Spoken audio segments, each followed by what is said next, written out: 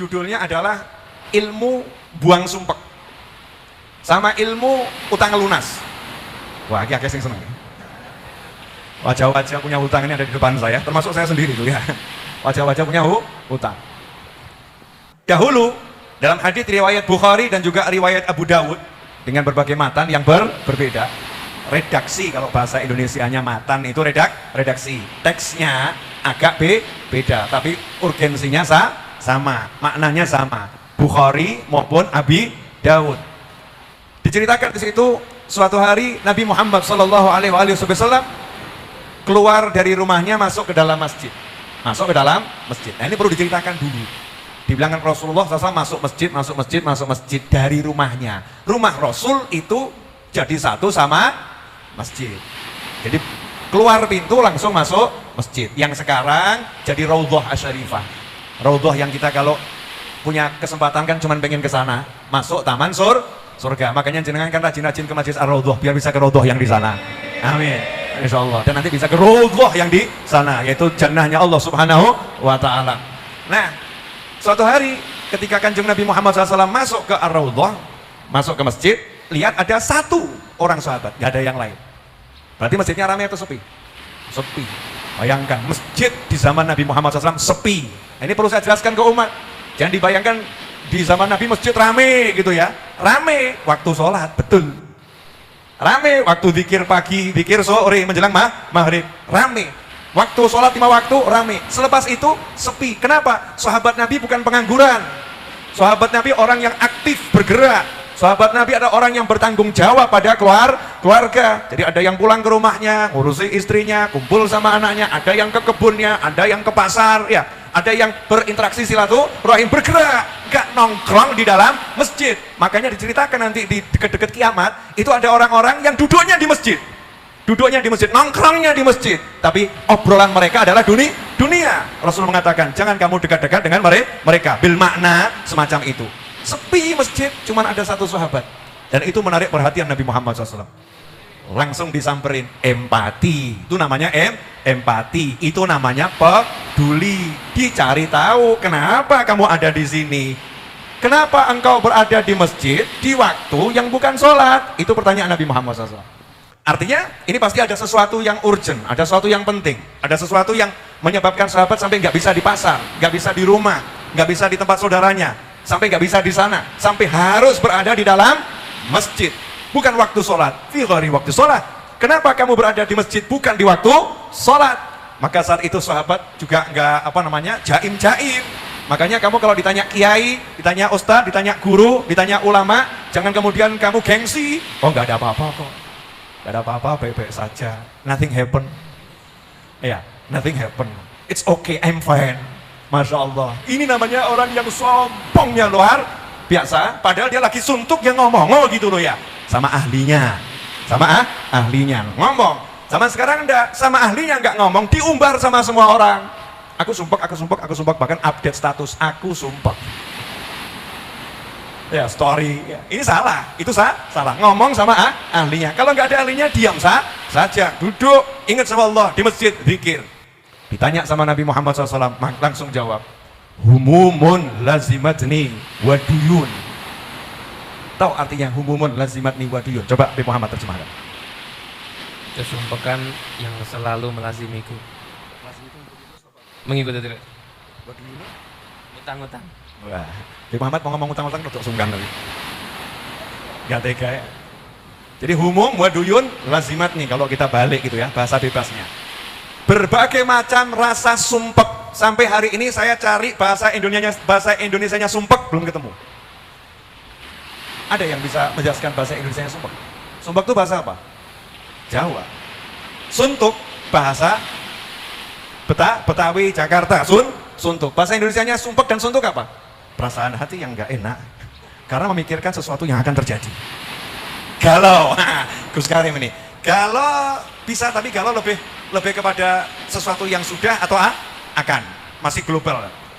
Saya kok paling cocok Gus, ini kok muantep nih ya.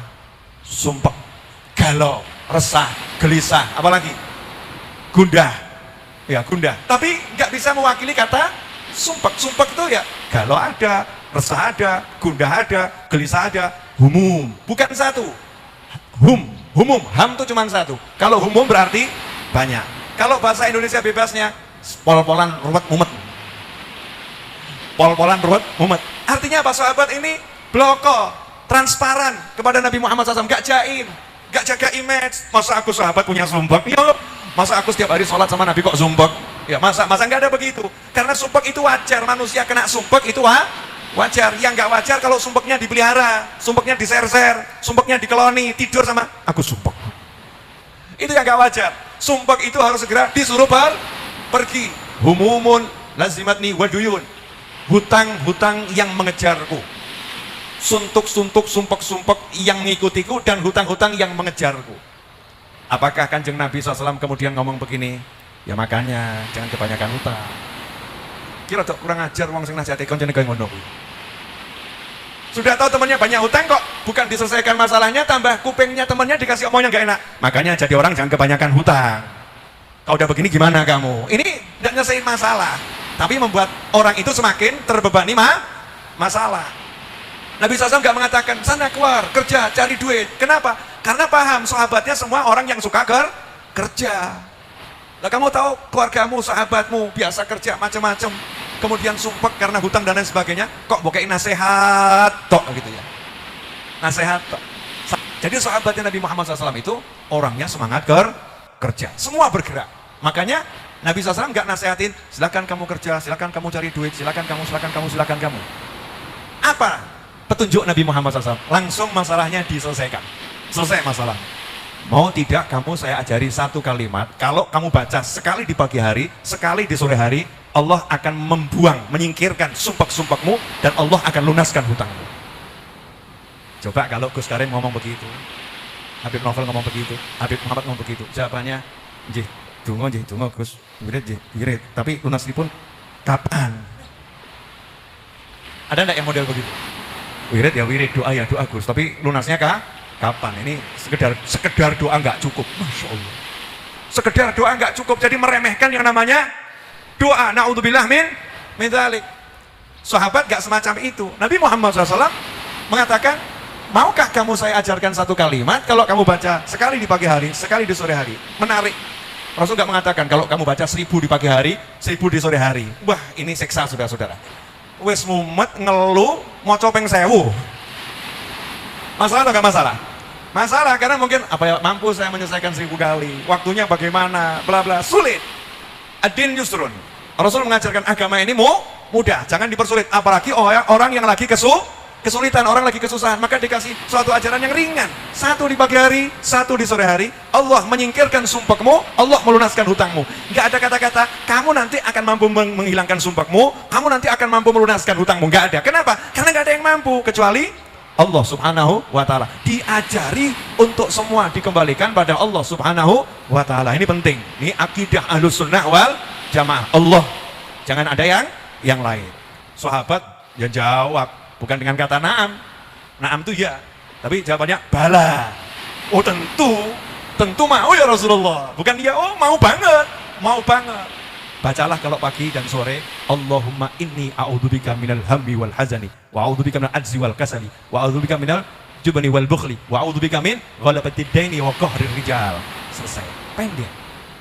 Ya Allah, aku berlindung denganmu. Wah. Coba bayangkan.